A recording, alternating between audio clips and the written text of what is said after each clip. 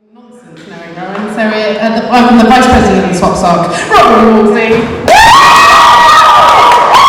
I've already heard, that's nice. I always wanted to have like a drink on stage, and now I do. I don't know. Woo. I was gonna write like an alternate love poem, but I didn't. But I can pretend that I did. It'd be alternative facts.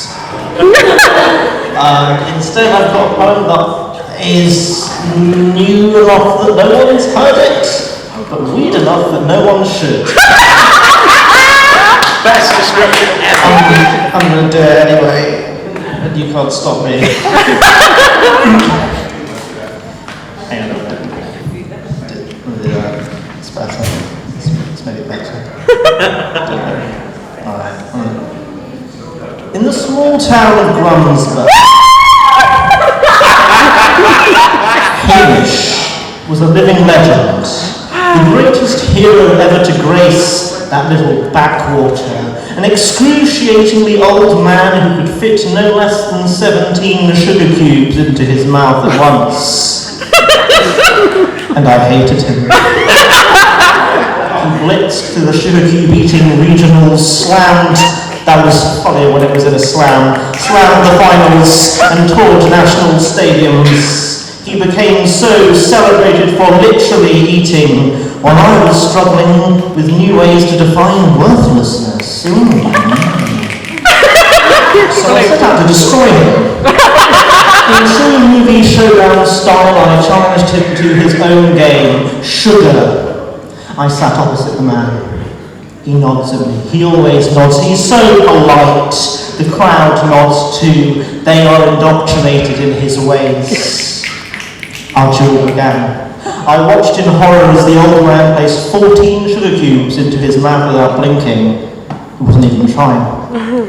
Now I know you're thinking, this can't be possible. It takes like 2 minutes to eat that many sugar cubes. He must have blinked in that space of time. That's quite long. 2 minutes is quite a long time to go out, but he didn't blink!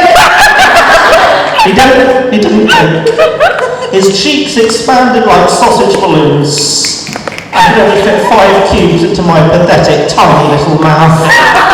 The man was relentless. Sugar water spilling from his lips down into the formidable mass of hair below.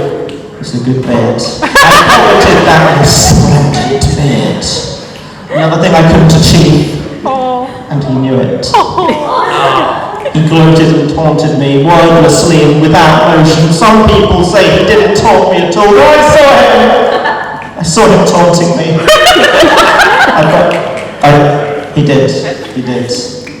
It was starting to get really hot in that grimy little cafe. He unzipped his cardigan and threw it into the crowd in one smooth motion. I misjudged him. He was a true professional. Meanwhile, I was floundering, struggling to pull a heavy knit sweater over my head. It's funnier if I'm wearing a heavy knit sweater. This one's quite a light weave. I usually wear it in the summer, but not when it's hot, when it's sort of overcast. Anyway, I was struggling to pull a heavy knit or a light knit sweater over my head, although desperately jamming another sugar cube into my mouth. A flesh-ripping, skin-cracking, I endured another. A human being is not designed to hold so much sugar at once. How could he do it? What kind of a monster was he? I could see my final defeat and See, I'm humiliating myself right now. I could see my final defeat and humiliation careering around the corner. It was close. He got up to leave. But Dad!